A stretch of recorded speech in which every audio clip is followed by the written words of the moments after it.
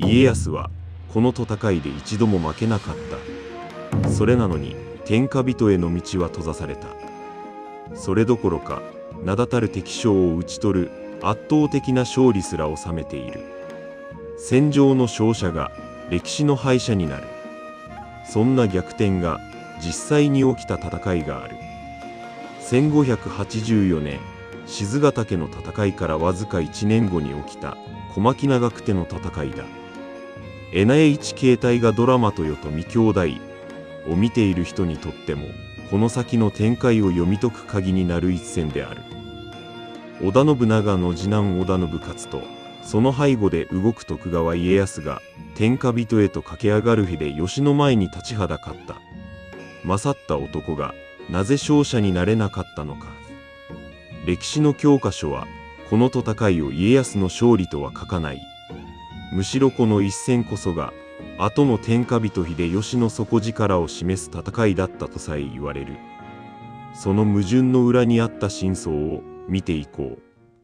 すべては賤ヶ岳での勝利の直後から始まった。柴田勝家を滅ぼした秀吉は織田家中で圧倒的な発言力を握る。安土城の跡地や旧織田家の所領も次々と秀吉の手には立っていった。これに強い危機感を抱いたのが織田信長の次男織田信雄だった。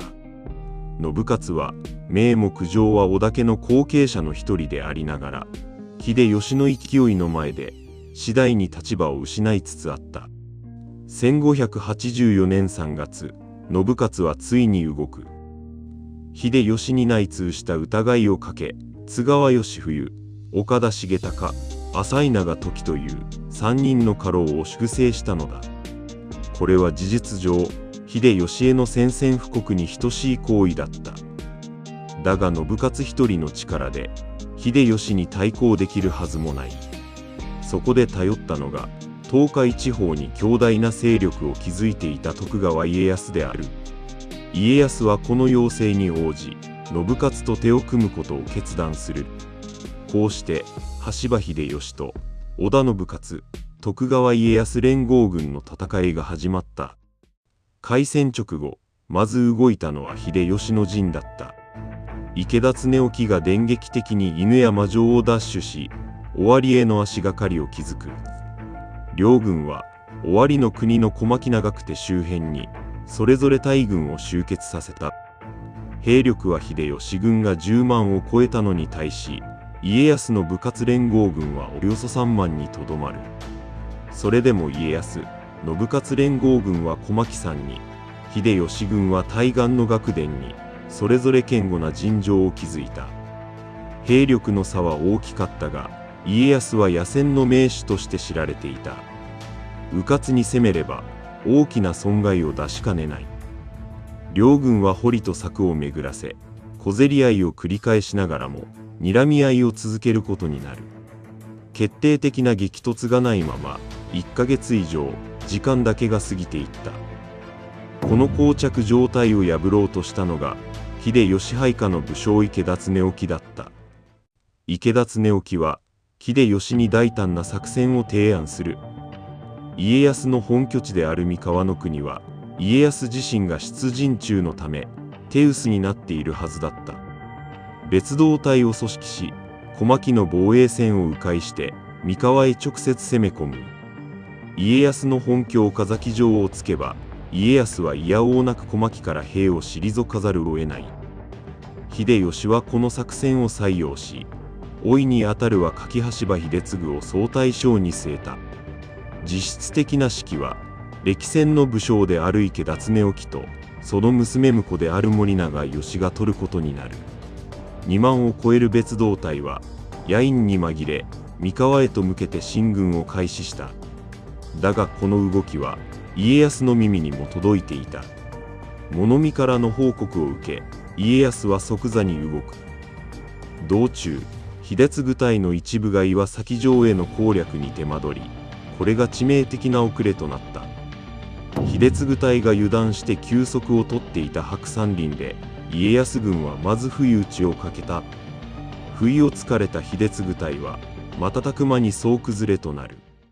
異変を察知した池田恒興森長吉の部隊は急ぎ引き返し、家康軍と長久手で対峙した。両者は激しく激突する。この時家康軍の先鋒として初陣を飾ったのが若き武将井伊直政だった。自軍を朱色の甲冑で統一した井伊の部隊は後に井伊の赤備えとして恐れられることになる。戦闘は熾烈を極めたが家康軍が完勝した。池田恒興、森長吉両将ともにこの戦いで討ち死にする。秀吉軍はこの別動隊だけで数千の死傷者を出す手痛い敗北を喫した。長久手での大敗にもかかわらず秀吉は動じなかった。自ら本隊を率いて出陣するも家康との直接対決は慎重に避け続ける。代わりに秀吉が着手したのは軍事ではなく政治だった。標的にしたのは家康ではなくこの戦いの名目上の当事者である織田の部活だった。秀吉は伊勢の国へと兵を進め、峰城や亀山城など信雄方の諸城を次々と攻略していく。同時に信雄配下の国衆にも個別に調略の手を伸ばし、寛大な条件をちらつかせ的に崩しを図った。本拠地を脅かされた信雄は次第に追い詰められていった。家康がいくら小牧で強固に構えていても信雄自身が崩れてしまえば家康の出兵の名目そのものが失われる。秀吉はその一点を見抜いていた。1584年11月、追い詰められた信雄は家康に何の相談もないまま単独で秀吉と和議を結んでしまう。この知らせを受けた家康の衝撃は想像に難くない。そもそも家康がこの戦いに参じたのはあくまでの部活を支援する立場としてだった。その部活が戦線を離脱した以上、家康には秀吉と戦い続ける大義名分が残っていなかった。戦場では家康は一度も敗れていない。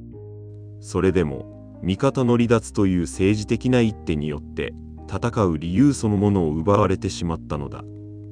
やむなく家康も兵を退き、事実上の停戦に応じることになる。戦術で勝ち、戦略で敗れる。この戦いの結末はまさにその一言に尽きるものだった。武力だけでは天下は取れない。改めてこの戦いを振り返ってみよう。局地戦としての長久手だけを見れば家康の采配は完璧だった。奇襲を察知し的確に対処し、名だたる敵将を討ち取っている。しかし秀吉はその敗北を戦場で取り返そうとはしなかった。代わりに敵の同盟関係という最も脆い部分を的確についた。戦を制するのに必ずしも戦場での勝利は必要ない。この一戦はそのことを何より雄弁に物語っている。その後も家康は局地戦での勝利を誇りに秀吉への心中をしばらく拒み続けた。だが最終的には実子を人質として差し出し、秀吉の妹を正室に迎える形で心中を受け入れることになる。この主従関係は秀吉の死後家康自身の手によって大きく形を変えていくことになる。やがてその先で待っているのが天下分け目の関ヶ原の戦いである。戦場の勝者と歴史の勝者は必ずしも同じではない。